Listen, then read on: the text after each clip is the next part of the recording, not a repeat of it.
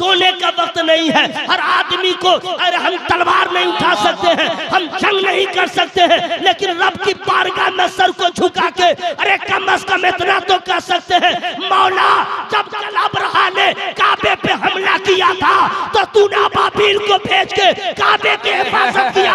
आज हमारे कुरान पे हमला है, आज हमारे मजहब पे हमला है, आज दीन इस्लाम के कानून पे हमला है। मौला हम कुछ नहीं कर सकते, तू चाहे तो ऐसा निजाम हो जाए पूरी दुनिया में इस्लाम ही इस्लाम हो जाए। वाह वाह वाह, नारे तकबीर, नारे रिसालत, उर्से मुकद्दस। अल्लामा बलियावी साहब ने इसके हवाले से खामोश एहतजाज चल रहा है, नेट के जरिए डायरेक्ट बताया जा रहा है कितने लोग इसके खिलाफ हैं, लेकिन नेट चलाने वालों को इसकी खबर नहीं है। रात दिन बलियावी साहब परेशान है कि पूरे भारत के मुसलमानों का मैसेज आए, और सिर्फ इस मामले में हमारे बलियावी साहब ने पहल जरूर किया है, बदअकीदे भी आगे बढ़े हुए हैं, हमें कोई खबर नहीं। हजरात अगर इसी तरह सोए रहे तो आपका जीना दुश्वार होगा।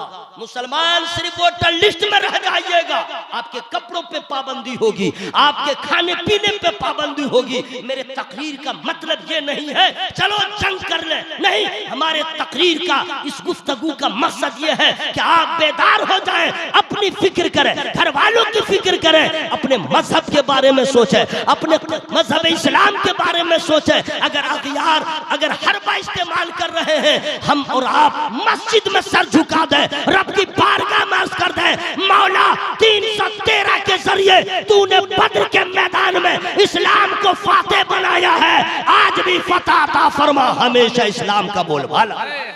वाह वाह, जिंदाबाद। जज्बाती तकरीर मत समझिएगा, माफी ज़मीर को पेश किया हूं।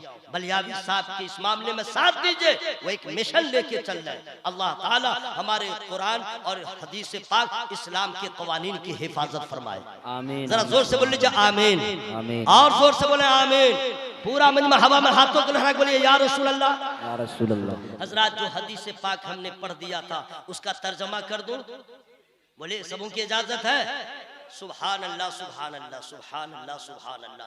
अन आयशा रज़ियल्लाहु तआला अन्हा क़ालत क़ाल रसूलुल्लाह सल्लल्लाहु तआला अलैहि वसल्लम क़ाल ली जिब्रील अलैहिस्सलाम क़ल्लब्तुल अर्द मशारिक़हा व मग़ारिबहा फलम अजिद रजुलन अफ़ज़ल मिन मुहम्मदिन व लम अजिद अबुन मिन बनी हाशिम।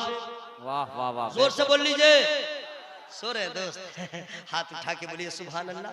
हाँ, नींद नहीं आई। सुनिए, इसका माना ये हुआ, ऐ अम्मा तुम लोग भी सुन लो, माशाअल्लाह सारी खातिन जो हैं, लेडीज महिलाएं बिल्कुल खामोश बहुत अदब से सुन रही हैं। हाँ, और सब जलसों में औरतों का बड़ा मसला रहता है। अच्छा, अजीब मामला, हम लोग गए थे सही साहब के यहाँ खाने के लिए, अरे बाप रे बाप, वो झूला, वो उठा पटक, एक से मैं सोच रहा था ये जो आई है अगर ऊपर चढ़ी और ऊपर से गिर गई तो इसका शौहर हाय मेरी बीवी, हाय मेरी वाइफ चिल्लाता रहेगा। घर से निकली थी, उर्स में जा रही हूँ और उधर घुस गई। तौबा तौबा।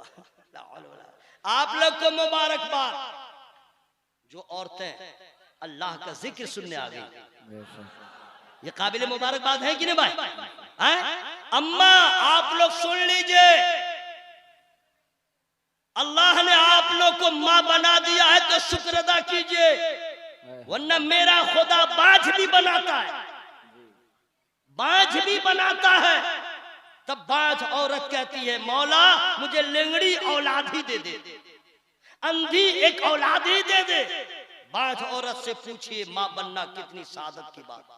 जिन औरतों को अल्लाह ने माँ बना दिया है उन औरतों से मैं कहूंगा बहुत बड़ी अमानत औलाद की सूरत में अल्लाह ने आपको दिया है, तो उस औलाद को आप दुनियादार ना बनाइए। फातिह बैतुल मुक़द्दस हजरत सुल्तान सलाहुद्दीन अय्यूबी की तारीख बताइए, अपने बच्चों को इस्लाम की तारीख बतलाइए, अपने बच्चों को दीन का नंबरदार बनाइए, अपने बच्चों को कुरान पढ़ने वाला बनाइए, अपने बच्चों को आलिम दीन बनाइए, अपने बच्चों के सीने में इस्लाम की मोहब्बत भर दीजिए, ताकि आपके दूध का असर आपके मरने के बाद भी कायम रहे, आप कब्र में रहे, आपका बेटा नबी का नाम लेता रहे, आपका मर्तबा बुलंद होता रहे। वाह वाह, बहुत उम्दा, जिंदाबाद जिंदाबाद। औरतों का हाल पूछिए मत, बाबू हो गया, उसका पांव जमीन पे नहीं है, खिला रही है, और फिर कह देती है जा पढ़ने जाओ, तो मदरसा में कैसे भेजेगी? जाता है कि नहीं? और क्या किया नहीं किया नहीं मालूम। स्कूल में आँख साफ, नाक साफ, कान साफ, कपड़ा साफ, बिल्कुल तैयार करेगी। गाड़ी आई, बैठ जा मेरा लाल, हाय टाटा, जमशेदपुर, रांची।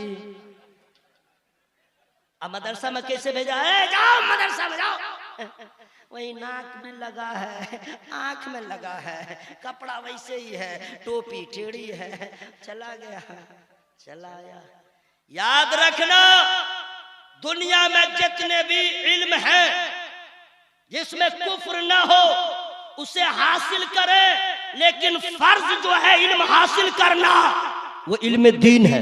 बेशक बेशक, जरा जोर से बोलीजिए सुभान अल्लाह। सुभान अल्लाह। हर मुसलमान मर्द औरत पे फर्ज है, फर्ज इसलिए है, इल्म दीन अगर आपने हासिल कर लिया तो ईमान भी बचेगा, अकीदा भी बचेगा, हराम क्या है समझिएगा, हलाल क्या है समझिएगा, जायज क्या है समझिएगा, नाजायज क्या समझिएगा। इल्म दीन आपने हासिल किया, इस्तिंजा का तरीका मालूम होगा, टॉयलेट में जाने का तरीका मालूम होगा, बंदगी का आदाब मालूम होगा, जिंदगी का शऊर मालूम होगा। अगर इल्म दीन आपने हासिल नहीं किया है, इससे आप महरूम हो जाएंगे।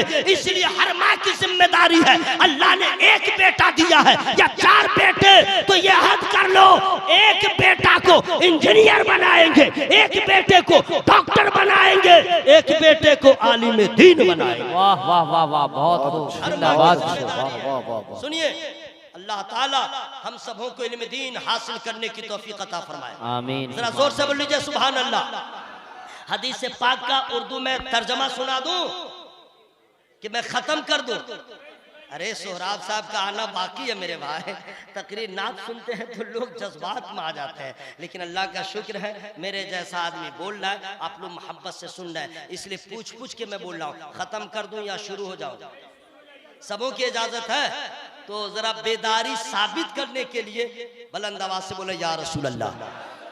या अल्लाह, जिन लोगों ने हाथ उठा दिया है तेरे महबूब को पुकारा है, सबको मदीना दिखा दे, आमीन आमीन, सबको मदीना दिखा दे, आमीन। कितने लोग हैं जिनकी बीवी ने कभी कह दिया हो, हाय जी, हाँ बोलो जी, कलकत्ता जाते, दिल्ली जाते, कश्मीर जाते, नैनीताल जाते, ये तो सबकी बीवियां कहते हैं। कोई ऐसा मर्द है जिसकी बीवी ने कभी अपने मर्द से बोली हो मदीना जाने को जी चाहता है? कोई है ऐसा? ढूंढते रह जाइए। अन्य कोई ऐसा मर्द है जो अपनी बीवी को बोलता हो मेरी जान मत हो परेशान, मतलब पैसा जमा कर रहा हूं, चलूंगा मदीनतुर रसूल।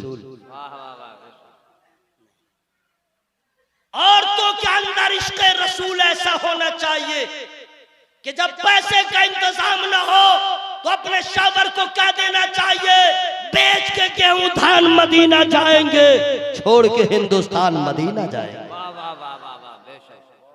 मेरे भाइयों, एक बार मदीना शरीफ देख लीजिए, कसम खुदा की मचल जाएगा। जरा जोर से बोल लीजिए सुभान अल्लाह। पूरा मजमा हवा में हाथों को लहरा बोले या रसूल अल्लाह, रसूल अल्लाह। सैयद साहब ने जो खाना खिलाया, इनका खानदान, हदीस पाक हजरत आयशा रदी अल्लाह ताला अन्हा बयान फरमाती हैं कि मुझसे रसूलुल्लाह सल्लल्लाहु अलैहि वसल्लम ने फरमाया कि मुझसे जिब्रील अमीन ने कहा, क्या कहा, या रसूल अल्लाह हमने मशरिक देखा, हमने मगरिब देखा। ये मशरिक मगरिब समझ गए कि हमको हिज्जे करना पड़ेगा। हमने पूरब देखा, हमने पश्चिम देखा, हमने ईस्ट देखा, हमने वेस्ट देखा, हमने साउथ देखा, हमने नॉर्थ देखा, चप्पे चप्पे को देखा, कतरे करिया करिया को देखा, बस्ती बस्ती को देखा, गोशा गोशा को देखा, उलट पलट के देखा। ए जिब्राइल क्या देखा? अर्ज करते या रसूल अल्लाह पूरी कायनात को हमने छान छान के देखा, लेकिन आपसे अफजल नहीं देखा और आपके खानदान से आला खानदान नहीं देखा। वाह वाह वाह जरा जोर से बोल लीजिए सुभान अल्लाह। बरेली के ताजदार इमाम अहले सुन्नत, जिन पे उनके पीर को नाज होता है, जिन पे उनके उशाक को नाज होता है, वो आला हजरत ने इसी हदीस का तर्जमा जब नज़्म में किया तो फरमाया, यही बोले सिदरा वाले चमले जहां के थाले सभी मैंने छान डाले, तेरे पाए का न पाया, तुझे यक यक बनाया, तुझे हमद है खुदा। बेशक बेशक हक। पूरी दुनिया में सबसे आला खानदान मेरे नबी का खानदान। बेशक जरा जोर से बोले सुभान अल्लाह। उसी खानदान के शहजादों को सैयद कहा जाता है। बेशक जरा जोर से बोले सुभान अल्लाह।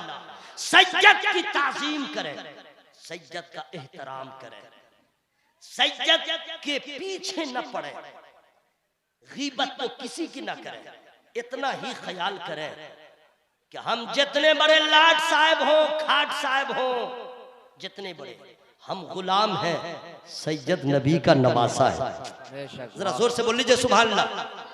बैठो मेरे दोस्त, प्लीज सिट डाउन। इंग्लिश जानता हूँ ना, बैठो मेरे दोस्त, बैठो बैठो। माशाल्लाह आ गया, बिल्कुल सही टाइम पे आए। या अल्लाह हमारे नौजवान जैसे जलसम आ गए हैं, मस्जिद में भी जाने की तौफीक अता फरमा। आमीन जरा जोर से आमीन बोल लीजिए, जोर से बोल लीजिए आमीन। बहुत अच्छी बात दोस्त, लेकिन तुम लोग आए हो, इतना अच्छा चेहरा है, हैंडसम लग रहे हो, ब्यूटीफुल लग रहे हो, सुंदर लग रहे हो। सर पे टोपी होती तो हुस्न में निखार पैदा हो जाता।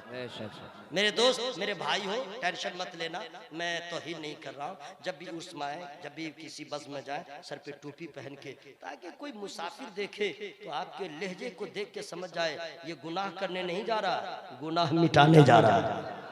जरा जोर से बोलिए सुभान अल्लाह। तो हजरत सैयदों का एहतराम करें, सैयदों की ताजीम करें, यही आला हजरत ने प्रैक्टिकल तौर पे हमें बताया। आला हजरत ने सैयदों की ताजीम करके बताया। वाकया मालूम है ना भाई, तो हम हसन महबूब भाई ने जो मुझको बतलाया था, हम उसी को नज़्म में हम पढ़ दे रहे। कितना आला है नाम सैयद का। वाह वाह वाह, बहुत उम्दा। जो लोग सुभान अल्लाह नहीं बोल रहे, मौला उसके फेफड़ा में ताकत दे। आमीन आमीन। या अल्लाह उसके तिल्ली में ताकत दे। आमीन। या अल्लाह उसके जिगर में ताकत दे। आमीन। या अल्लाह ये बेखबरा है तो उसके बेखबरी को ख़त्म कर दे। या अल्लाह गाफिल महल में रह रहा है, उसके महल को गिरा दे। मैंने गफलत का महल, ये नहीं समझेगा कि बद्दुआ दे के गया है, नहीं, अब दुआ हो गई है ना, मेरा सलाम कह दीजिए। क्या नींद आ रही है, क्या कर रहे मेरे दोस्त, वाह। हाथ उठा के बोलना ना चाहिए, थोड़ी देर के लिए नफ्स को समझा लेना मेरे भाई। सुभान अल्लाह। कितना आला है नाम सैयद का, दिल में है एहतराम सैयद का। कितना आला है नाम सैयद का, दिल में है एहतराम सैयद का। पालकी में बैठा के बोले रज़ा।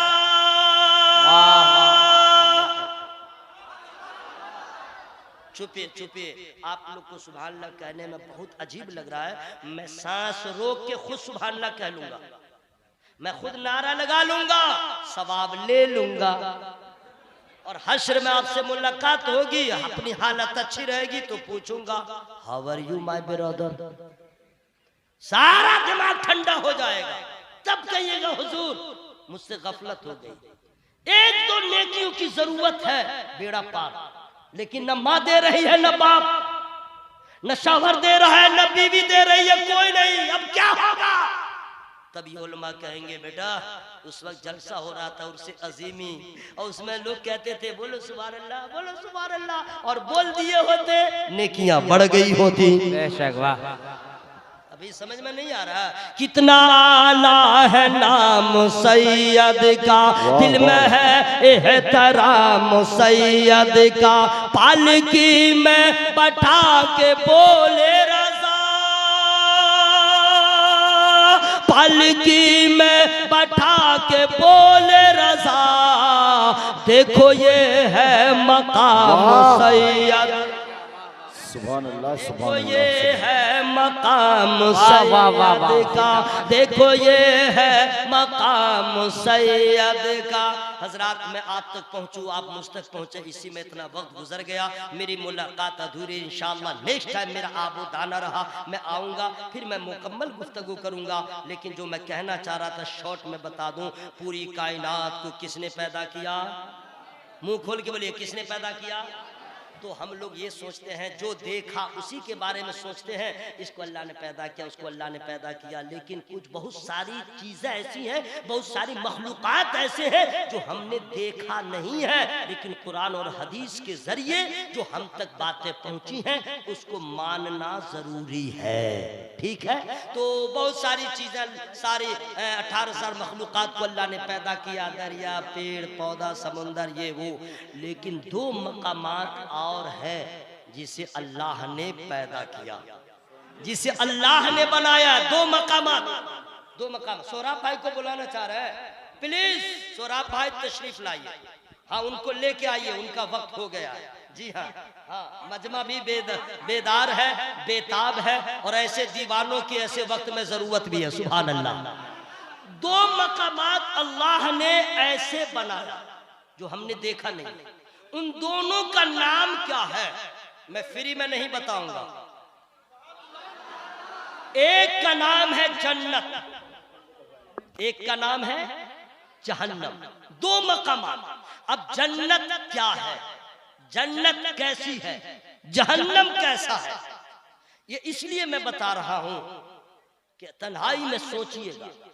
जन्नत वो जगह है जहां जो जाएगा बूढ़ा नहीं होगा, कभी बीमार नहीं होगा, नाक में बलगम नहीं आएगा, गैस प्रॉब्लम नहीं होगा, खुजली की बीमारी नहीं होगी, दाद हवट का मर्ज नहीं होगा,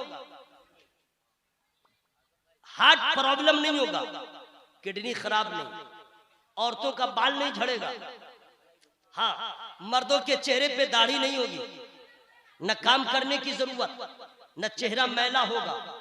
हुस्न तो ऐसा कि हुस्न नाज करे। जन्नत में इतनी नेमतें हैं कि आप तसव्वुर नहीं कर सकते। जन्नत में जो एक बार चला जाएगा कभी निकलेगा नहीं।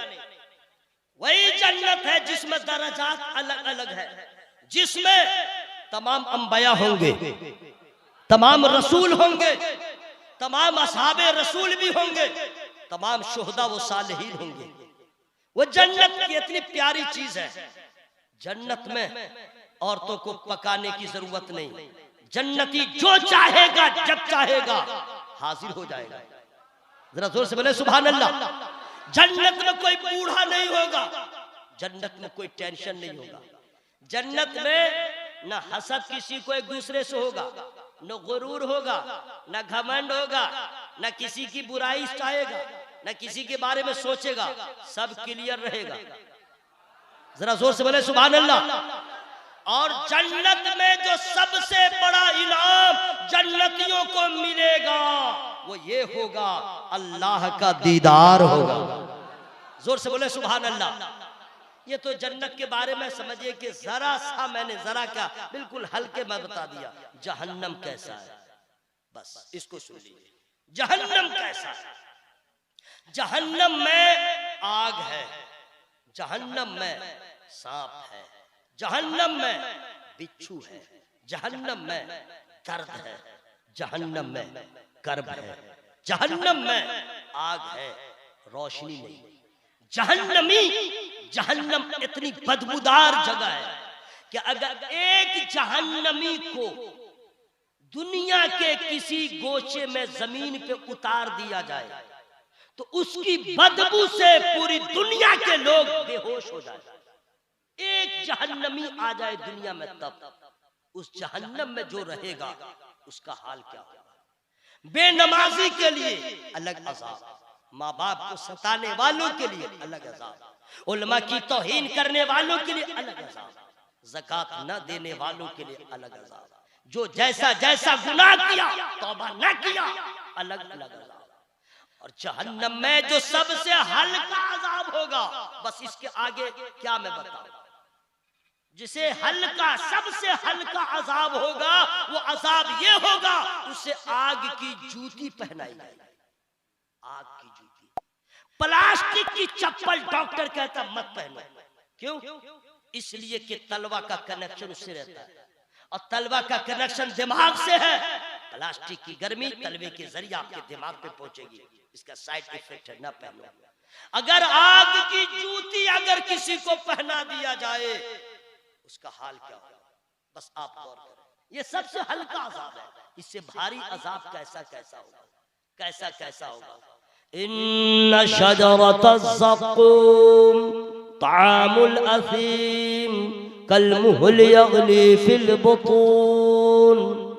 जहन्नमियों को भूख होगी, जहन्नमियों को प्यास लगेगी, कांटेदार फल दिया जाएगा, फंसेगा, इतना खौलता हुआ गर्म पानी उसे पिलाया जाएगा कि जब मुंह के सामने ले जाएगा तो उसकी गर्मी से, भाप से उसका चेहरा झुलस जाएगा।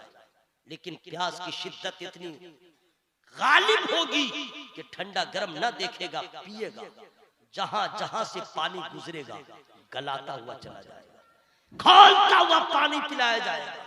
आप कहेंगे इतना खौलता हुआ पानी पिएगा तो मर जाएगा, नहीं, जहन्नम में मौत नहीं, मरेगा नहीं। अतड़ी जलेगी फिर बन जाए, अतड़ी जलेगी फिर बन जाए, कलेजा फटेगा फिर बन जाए।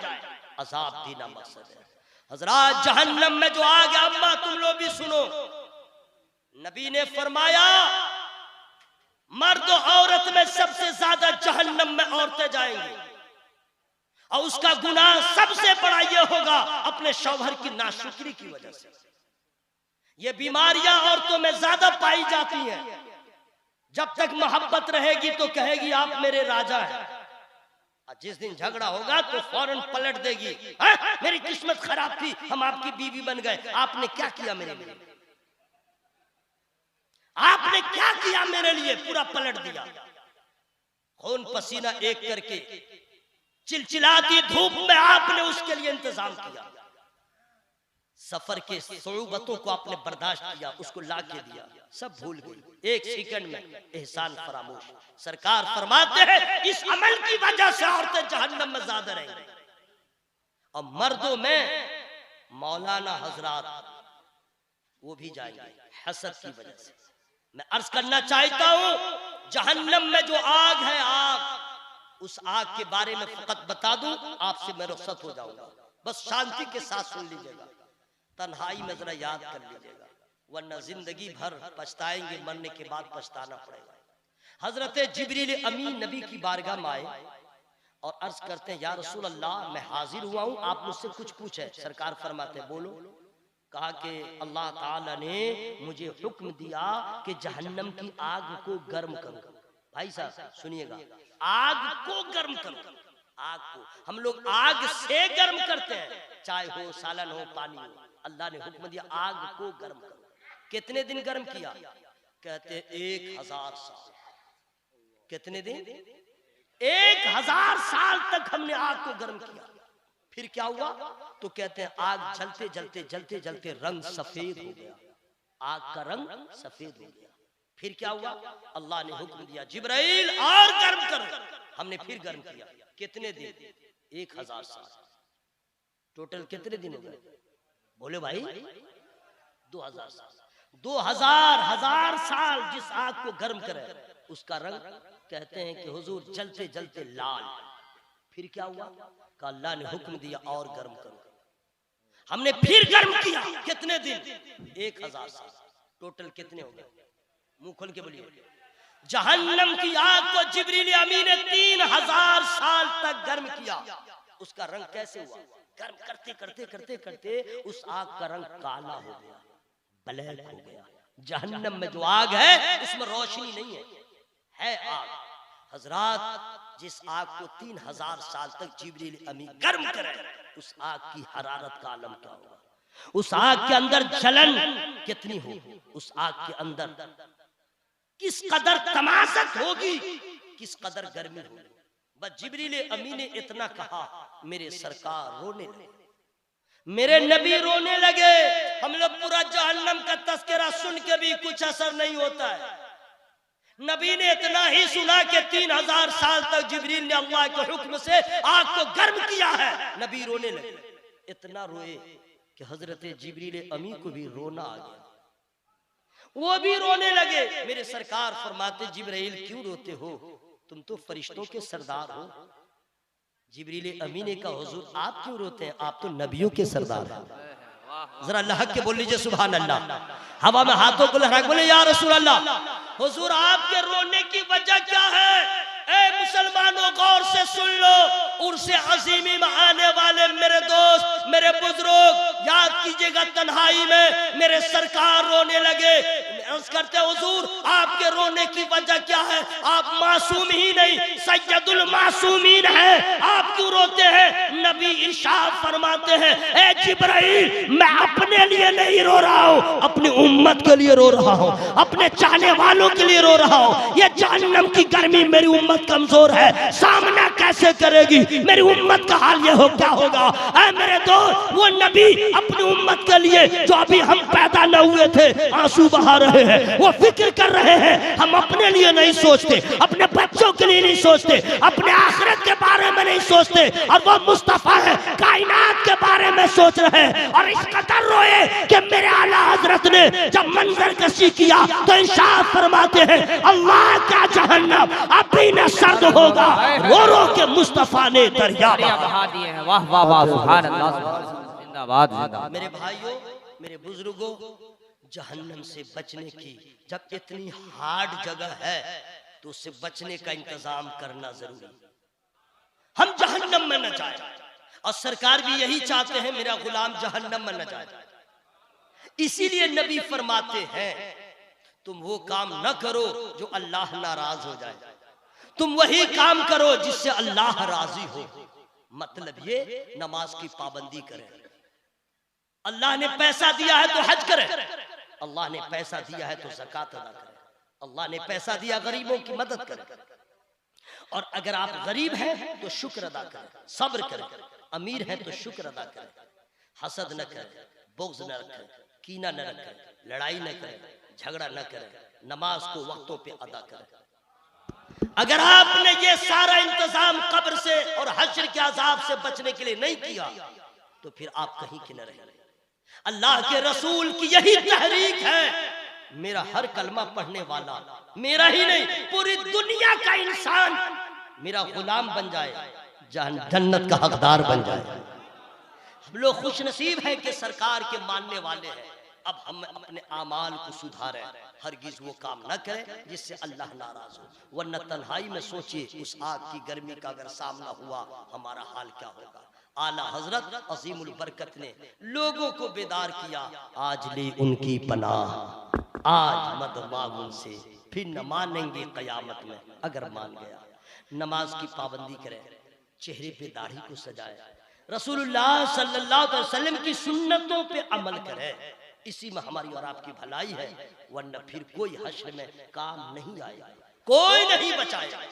हाँ, अपने आमाल को ठीक कीजिए। कब मस्जिद में जाएंगे, कब आप अपने आप को तैयार करेंगे, वक्त गुजरता चला जाएगा, हम कब्रिस्तान चले जाएंगे, कुछ पता न चलेगा। यहाँ से उठिए, नमाज पढ़ने का जज्बा लेके अपनी बीवियों को नमाज की तलकीन कीजिए, अपनी बेटियों को शादीशुदा हो या गैर शादीशुदा नमाज की पाबंदी की तो कोशिश कीजिए।